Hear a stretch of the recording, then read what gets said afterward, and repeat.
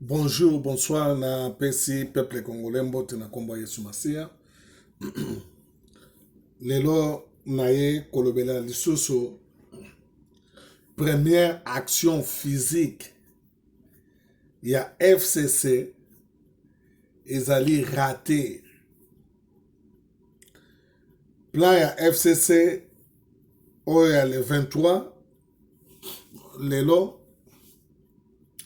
tout le monde qui marche mais batebele ba comprenaki te eloko nini ezalaki na se ya marche wana. Tolobaka yango to mokili balobaka yango ke tango bokoti système ya déboulonnage oyo ezali banti valeur ba mafia ezalaka eza facile te. Il faut toyeba yango ke ezali facile te parce que mafia a utilisaka ba mécanisme ebele juste pona kodomine sur bato oyo bazali kobundisa bango et puis bazonga na masolo na bango ndenge ezali. Marche ya lelo il faut toyeba yango ke FCC to AFDEL toyoki yango biso na bino babeti masasi kuna, babeti masasi na siège ya UDPS. Na kati na yango Général Kasongo ya police il faut bato botikala koyeba yango ke mutu ablatisa ye pete wana ya Général ezalaka Kabila.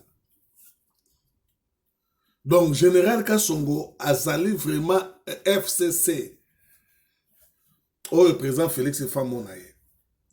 Plan na bango ezalaki ndenge nini?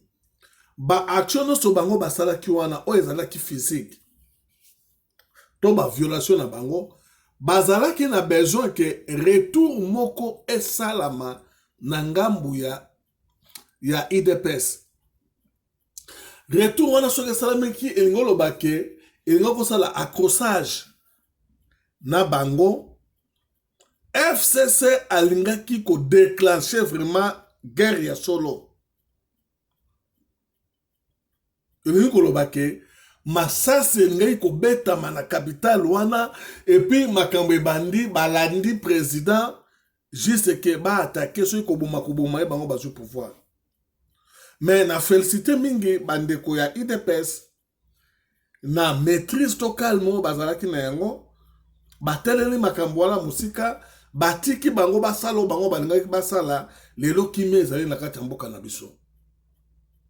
Tozomona yango biso na bino ke John Numbi désobéissance na ye eza pamba te. John Numbi bango bazali ko travailler na ba rebelle rwandais.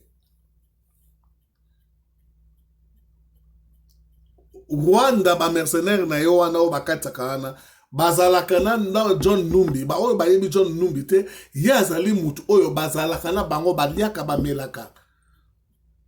Donc soki ye azali kobanga koya kokutana na Félix parce que ayebi ke bakokanga ye. John Numbi c'est Kabila aza na code pona bango bazobulele kaka ke ote bon ndenge ezali boye tokokanga katanga d'ailleurs kutu tokokota rébellion kezonga makasi ndeko lelo oyo bino bozali komimona ke bozali makasi ezali po bapesa bakongolais biso bakongolais embargo depuis 1980 tokoki kosoma minduki te. Pour votre information ndambu ya bamandoki oyo tozalaki na yango ezalaki babiloko ezali koleka epai ya Savimpi ezouta l'Amérique eleki na Congo aleki nango aki opesa Savimpi nde Savimpi azali kopesa biso babiloko mosusu oyo tozalaki na yango mingi ezalaki biloko ya Savimpi azali kopesa vie na ye Mobutu Sese Seko. Voilà place makambo ezali parce que lelo oyo soki ba armée ba congolais vraiment ba armée biso donc 2 heures de temps ezali bien preuve ane bosala face contre Jean-Pierre Bemba na ba vrai congolais solo na 2007 boyebi histoire wana ba film ezali jeté Jean-Pierre Bemba soki ezalaki trahison te a trahi peuple te azalaki président. Jean-Pierre Bemba azali président nga guerre wana ezokanga na kini problème ezali wana. Donc John Numbi akosala eloko moko te. Bo comprendre yango que Félix alekele bino mayele. Bo comprendre yango que malgré yo Kabila zoba o engagé ba zoba ya ba congolais oyo bato mayele comme si bango ba zoba lokola yo ba professeur éminent aussi ba docteur wana banana ovandisi bango que bosala vraiment diabo politique pour na yo bozwa mboka wana bofana na bango bino bosepela. Mais bon dima kite que Félix oyo akoki ko mema bino ndenga memi bino lelo oyo. Mais c'est impossible. Schéma oyo bino bokendaka yango même schéma Félix azana yango. Que ça soit ba kolta bozoyi baba or bosala ka ba diamant bosala ka ba cheneta ba diamant na mboka wana te fait pas ba mindele. Bozo zo ngo prix bozo la pas ba mindele. Même ba diamant na ndoko pesa ki ba mindele na ba cobalt même pe Félix a pesi bango. Donc ngolo bake yo ozana susu bazana tina na yote. Mindele balingi susu yote. Aussi ba quantité o ezali ya cobalt to pesa ngo Chine. Problème no yango wana. Siko problème comme sérieux. Bozo luka incident moko esalama. So ki incident man esalami bino bo profiter na yango. Alors siko yoke bocha chaos siko yo na province ya ville ya Kinshasa. Parce que intérieur déjà ça nango foufou. So ki bocha vraiment chaos na province ya ville ya Kinshasa, nde bino bo récupérer pouvoir. Donc après bozo ya na système ali subana de Denis Sassou Nguesso. Et que simbate Félix a compris bino bato bazana Félix baleki bino na mayela bazo comprendre déjà yango ngala zo se bandeko na biso ba congolais ba o bazana diaspora di banda na banane. Mais tant tozo lobake mu Félix bazo sala ba je Félix azali mais jusqu'à quand bino ko comprendre masolo o jusqu'à quand pour le o soki ba botoli Félix ki tuana biso to tikali ba esclave ya libela timo kileke kufa. Totalement tout supporter de konabiso. Tochaye maboko. Totika ki jalousie batu musu bazolo ba te pour la nini yon dimaki na ba coalition wana même moyen mususu ezalaki te ya kozo yango yo kanti ke yoza na moyen yoza na stratégie o yo ko kokota parce que ba Rwanda omoni yango préfane ba changer ba constitution ba changer biloko ebele ba zu ba John Numbi ba tie bango na mitu ya armée na justice kuna ba soki déjà ba beno loamba banane ba to bele tala na premier ministre na bango ba tie bozo na ba biloko azo sala yo kanti ke yo zalaki na place ya koleka kozo na place ya koleka te a wati na fin du mois bazali ko désarmer ye Kabila. Place mokili siko bako comprendre et loko basali lelo balakisi Félix ke toza ba ennemi na yo nyoso to roboma yo Félix siko azolakisa bango siko yo ke face na ye siko yo ke ye asa koteni siko yo nde début ya masolo e bandi vraiment début ya masolo e bandi bato bakolela Félix a déconfiné mboka pamba te. Oh, bazali ko marcher pour na ba institution na bango. Mais institution mboka c'est le président de la République. Bino bato mayele, bino bato botangi ya sasoba. Mais institution bino bosa ko défendre, mais c'est lui le président de la République. Quelle institution? Bandeko, ezali kama chitunga, ezali kama jitunga, ezali kama mboka. Likama mboka biso tokotika yango eleka ndenge wana te ke batu moko boy groupe batu moko boy basangana ba dominer likolo ya batu parce que mokili yango eza ya bango te biso tout ça na besoin souffler ya vie biso tout ça na besoin ko vivre nani moko ta ko ya pesa batu ordre acha batu ndema ya koloba ke te ndenge zali boy makamo fait tambola makamo ezali te plan na bino bozo luka bo créer bo tia des autres na province ya ville Kinshasa problème ezali wana bo kabona déjà ba minduki ezala kasanga na bandaku na bino bozo la batu na bino ba criminel na bino prévendre bo tamboli na bango wana bo pesi bango ba machette ba lati na banjoto la banani bilo muso ngona ide pesa tambola ki pacifiquement mais ba bomelie batu na capitale na Lubumbashi batu bakufi Mais bino botamboli na na beti bino masasi. Les contraires bino bo beti bato IDPS masasi. Général ka son faut ba longolaye. Président Félix fa longolaye. A longolaye na place wana. Bango bato bazo créer des ordres. Bato tout wana a sacrifier bango na CPI pour na ba mort. Ba bomi bato ebele bato wana. Tout ça na besoin ko mona bango te. Donc bande ko plein FCC zala ki bongo balinga ki siko ke accrochage salama. Accrochage soke salami bango sikoyo batelemi siko ba ye sikoyo koloba ke hotel bango batu batumola ki biso yango makamo donc ba ye biso siko communauté internationale bongo. Donc Nzambe azali toujours na confondre bango nazali ko tombola Félix.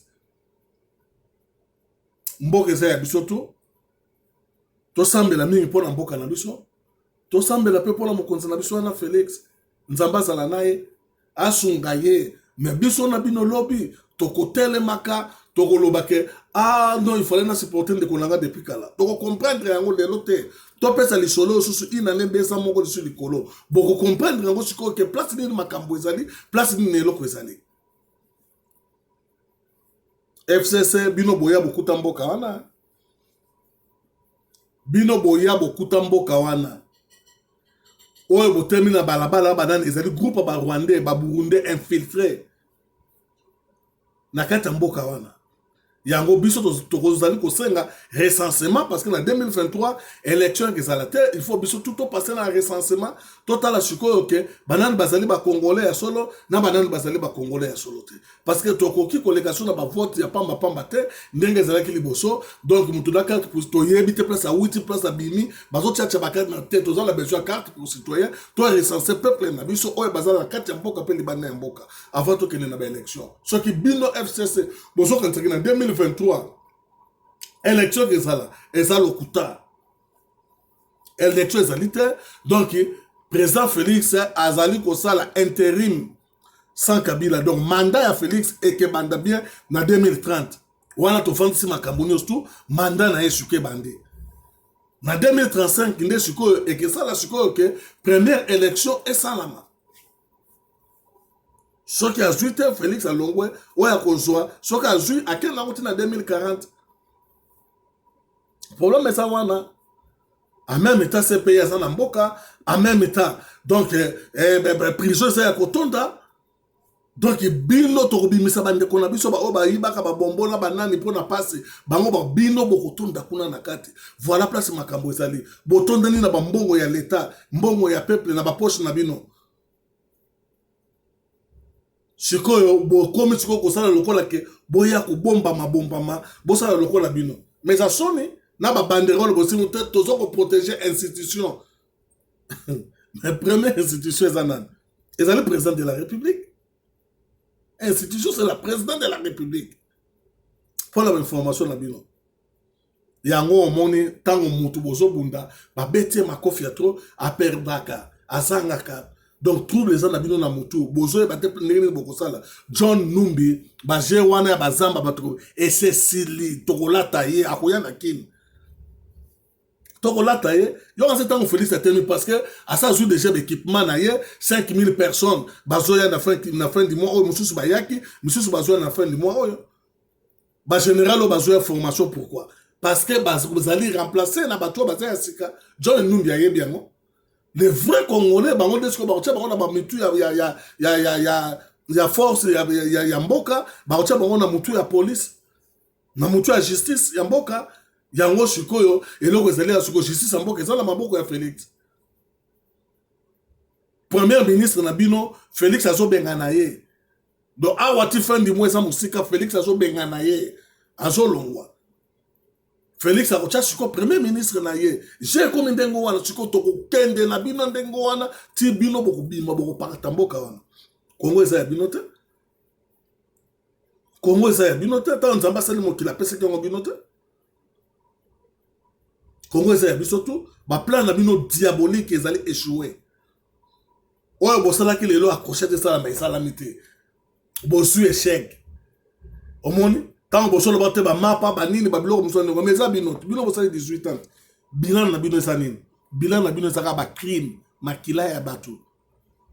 Umon bilan na bino liwa ya musée bukanga ba Edi Kapene pamba kaka ndengo wana muta bato afana na ba prison ti lelo oyo mais yo muto boma yo no sana kinga kati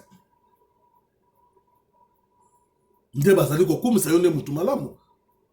Umon ba congolais bazolanda bino nyonso wana boza bazoba boza mayele te wana to rolo bango te ke ba oyo wana bazolanda bino ce sont déjà envoûtés bazali envoûtés te eza bato baza na esprit te ba Jewish na Egypte ba nyoko maka ba bomaka bango mais bazalaka na esprit ba mitekaka te batelemaka timela batambola totelema totambola ensemble nde to rolonga mpona mboka na biso oyo nazalaki nango mpona lelo ezali wana merci.